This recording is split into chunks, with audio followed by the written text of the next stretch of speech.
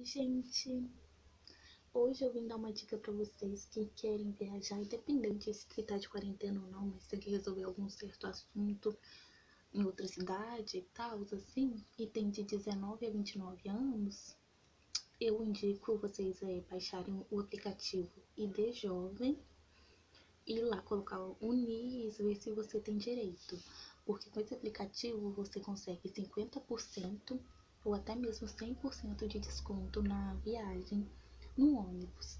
Entenderam, galera? E tem muitos outros benefícios lá, como meia entrada em teatro, show e tal. Não tá ocorrendo agora essas coisas, mas quando voltar a acontecer, já tem o aplicativo baixado, já vai aproveitar os descontos, as entradas grátis.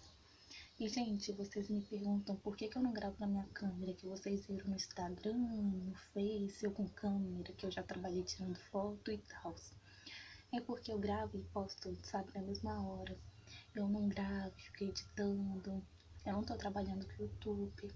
Eu tô mexendo no celular bastante agora na quarentena, depois que eu faço tudo que eu tenho que fazer aqui, pra distrair minha cabeça. Fiz TikTok, Instagram, um monte de coisa que eu não tinha. E mexo num, mexo no outro, e assim vai passando o dia. E vocês, o que vocês estão fazendo para distrair nessa quarentena? Depois que fazem os